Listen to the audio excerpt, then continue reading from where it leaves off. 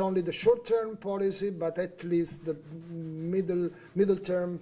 Yeah, but that still does not imply that I need to lead also the Mexican people or the Mexican interests. No. You don't need to lead Mexican people, but you may have programs of cooperation with them, or to sit and talk on a hub. I give you an example. Italy. Italy has a problem of immigrant, or Europe as a whole. We have a huge problem of immigration. Of course, if Europe 20 years ago, 30 years ago, it was clear that it was going to, it's not happened by overnight, because we had a demographic crisis, and they had a demographic crisis, vice versa. You know, more money, so life is longer, demographic pressure, the failure of all the regimes created after the creation of the states, so-called socialist, Arab socialist faith. So many things happened, and it was a kind of environment where extremism, factions, crazy people, you know, it's normal, it happens. But this is a way, in a way that the people become extremists because they don't have good governments. The governments there are either theocratic or oligarchic, if I'm not mistaken, you know, dictatorships and all that. Well, so, aren't they today fighting to unite a land that is now... No.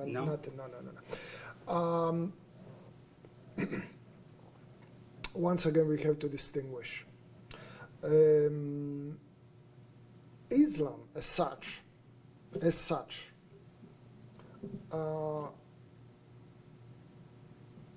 doesn't think in terms of state. The culture of state doesn't belong to Islam. Islam culture look at the community of the faithful, one, what they call the Ummah. So it means, in theory, 7 billion people adoring the same Allah and forming a huge community of faithful of Islam. The Christians do the same thing. It's not the same in Christianity. When Jesus is requested by the Jewish, should we pay the tribute to Caesar, he answered, I didn't come here to talk about that.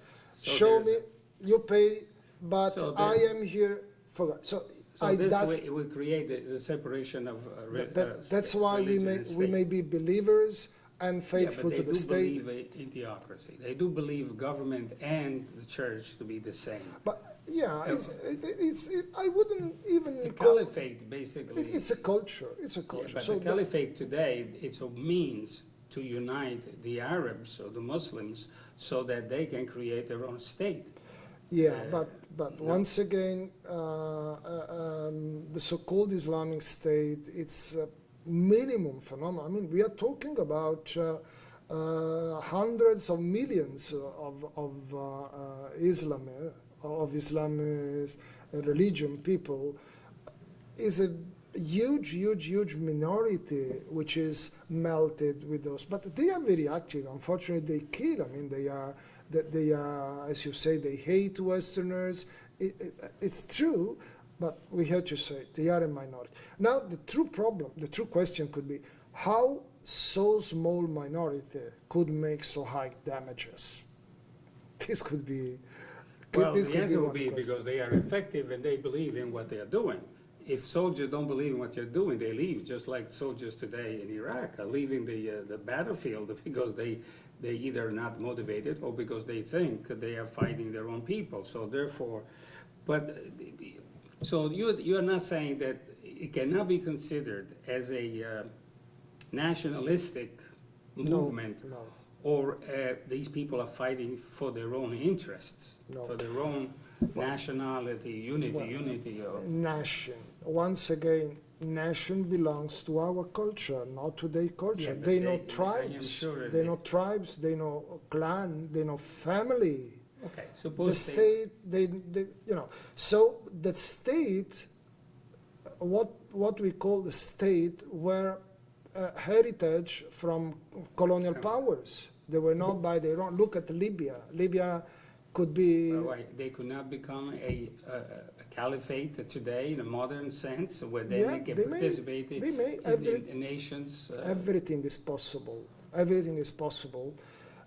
But once again, the problem, the true problem is that there, after the American interventions, many interventions in the area, Americans created, sometimes with the allied, with European allied, they created a vacuum of power.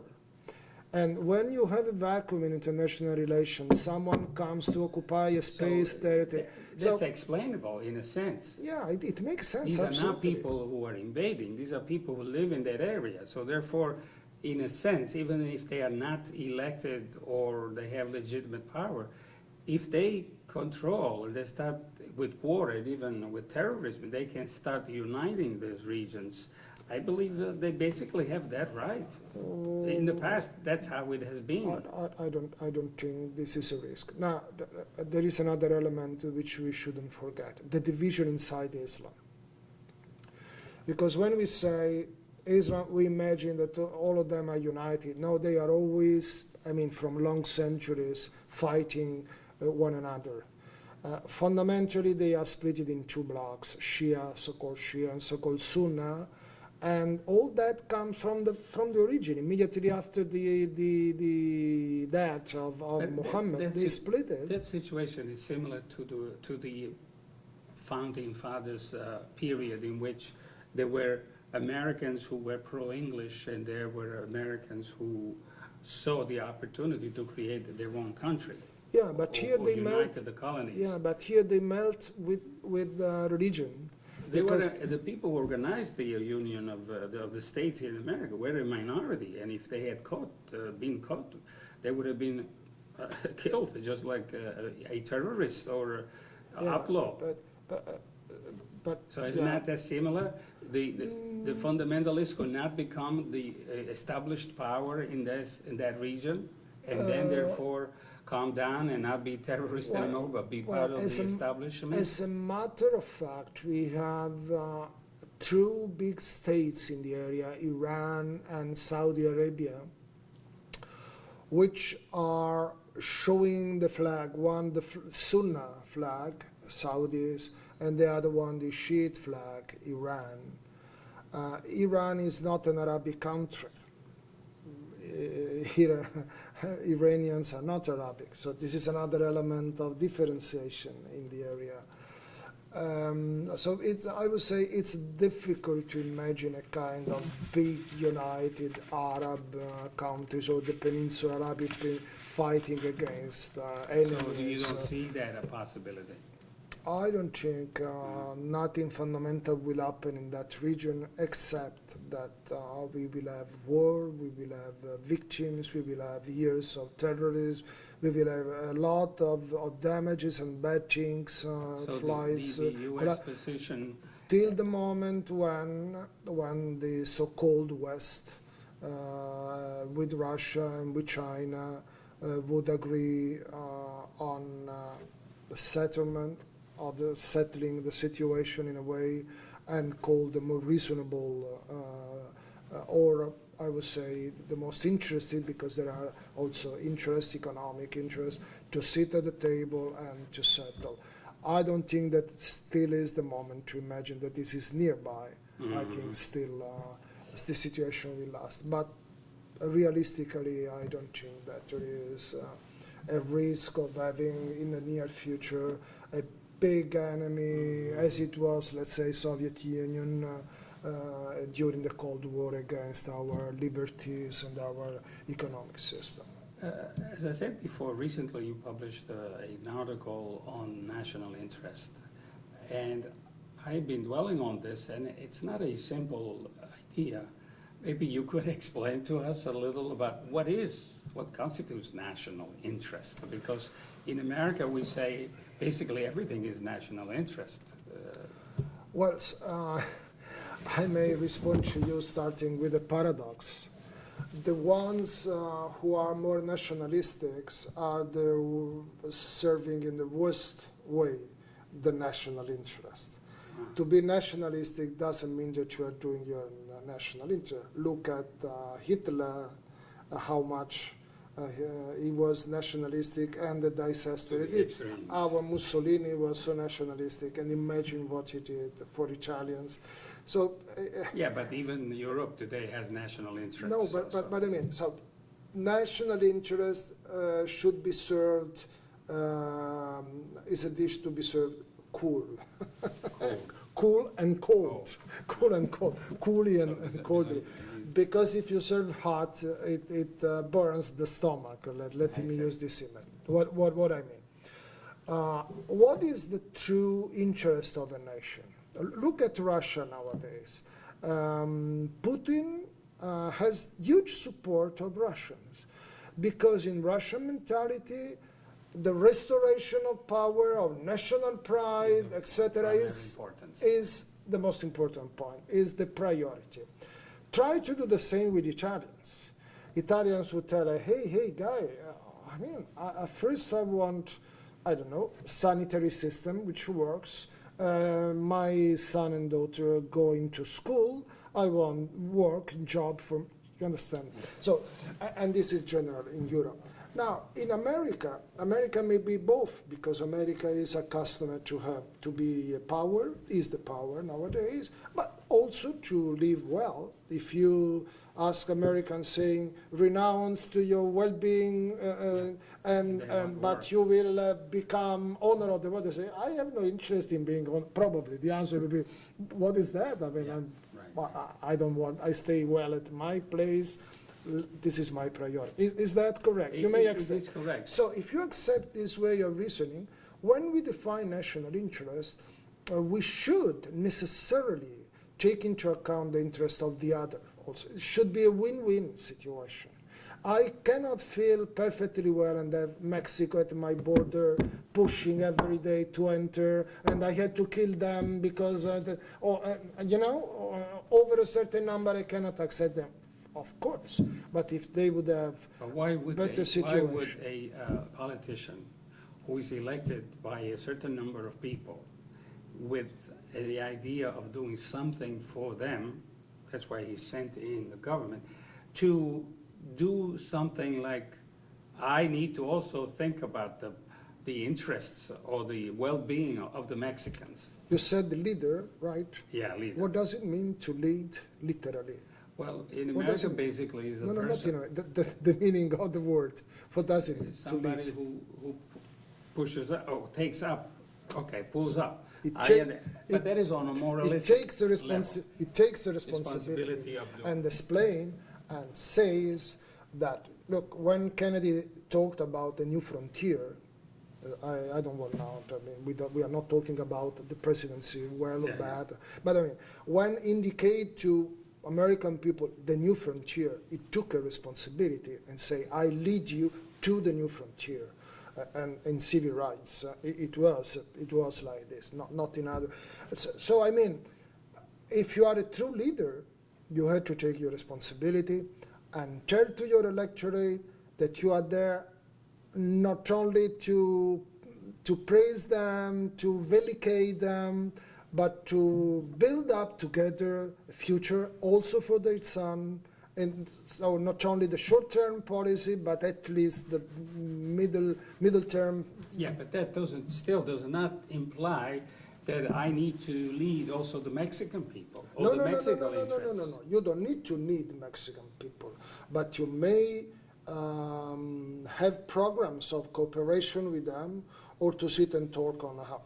I give you an example, Italy.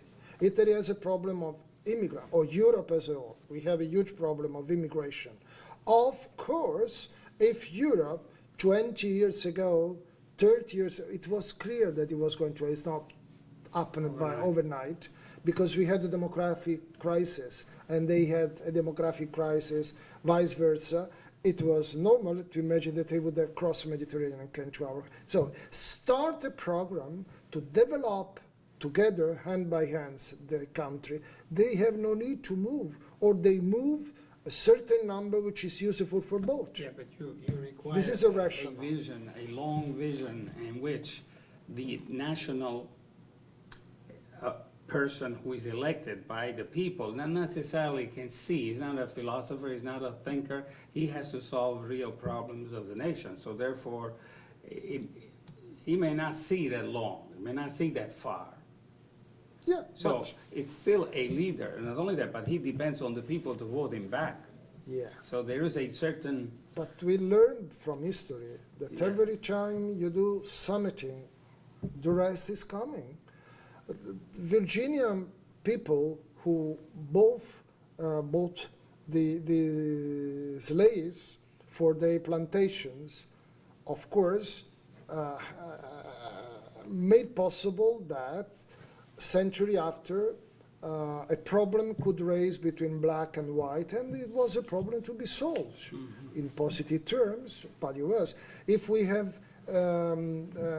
Muslim people coming to Europe, they will be a problem to be solved, etc. So, if a politician has a bit of mind, imagining the consequences, when we had colonies, when French got up, why they are killing, especially in France, also because of French presence in Maghreb beforehand. So there are consequences. Now, people at the end of the day read books, goes to universities, is able to understand. The problem is that the politicians often cover the truth for other interests, because they are not doing the national interest. They are doing their own interest, or the interest of the big fishes which supported them for being elected. And this is another part of the story. But that is a reality. Now, the U.S. is pursuing a policy that includes, I believe, to a certain extent, also the other nations. At least publicly says, we want to put democracy over there, we want to improve standard of living, maybe it is a lie, but I think the idea of doing something for other people is there. Was it a mistake going into Iraq, for example? Even today we know that basically our politicians lied to us in order to go to war. But wasn't that, at least in their mind, something positive that would happen after that? The fact that it did not happen, that's a different story. You say they are learning. The U.S. is learning. The idea was positive.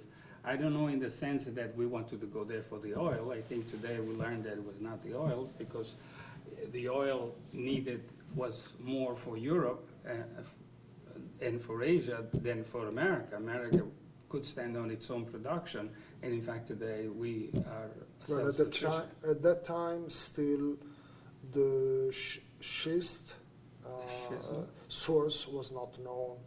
So the idea of America was, let's first consume the oil of others so we have reserves, which we'll use later on. I think this is a little more selfish than I realize. It's that America really did not need that oil, even though it was good to go and get the oil. But if the Iraqis had dominated the position of the oil, then they would not have sold to the Europeans, they would not have sold to Asia, they would not have sold to the Americans. So therefore, the damage that would have caused by Iraq would be more wider. It would be more damaging more to Europe than to America, for example. So something good came out of that war. If you remember, Jean Paul II, the Pope at the time, took a so strong position against what Bush was doing in Iraq, and in many occasions he said in public, because the Holy See had the perception of all the mess which would have come afterwards. And the same is nowadays in Libya. So if you have perception of all the dominoes effect, if you wish, or the Palladineve, Palla di neve, A snowball. the snowball effects which comes from situation. You abstain from provoking that because you are in a valley with snow everywhere, and you start sinking on the klaxon, and then you are covered by snow. So you keep silent, you pass the valley, and then you start singing. You understand what I mean? If you wish to talk about Iraq and that, which is pretty complicated, but you have two wars in Iraq, and they are managed in a very different way. The first war, which is we may call legal war, was to restore a right of Kuwait, and Americans didn't go to Baghdad because this was not in the mandate, etc., etc. The second war, I mean, we had Tony Blair, who asked excuse a few weeks ago, saying I was wrong, I was mischieving, you had the Secretary of State here going to television showing the faults to people without knowing himself. So the problem is that sometimes when we say state, what are we talking about? Because there are many powers. So we are a instance, complex your democracy. conclusion would be that it is the private interests that drove Absolutely. us to war. Private or ideological or power. Sometimes you act wrongly in the interest of your country because your interpretation of the interest of your country is, I shouldn't respect the law because this is a risky situation and I had to say my country. And you do the wrong way because but you believe, I cannot judge. What I may say is that it was wrong because the effects were wrong. In political terms, if you act and the effects are wrong, this is mistake. If the effects are good, they are good. Just to give you an example, the most probably democratic president of USA, Roosevelt, was allied of Stalin. Does it make sense? No. In theory, no. In it practice, yes. In practice, yes, for the reasons we know. In your article, you talk about a systemic kind of union, international aggregation of nations or a union. And by you adding a moral standing, basically you conclude that the national interest may coincide with the international organization or international. At certain conditions, it does. At Certain condition, it does. Let's compare two historic episodes. Soviet Union with Poland, old Poland, Czechoslovakia, Romania, the alliance. This was an international alliance founded by a huge power imposing that to the others. Another episode, European Union, on the same European territory.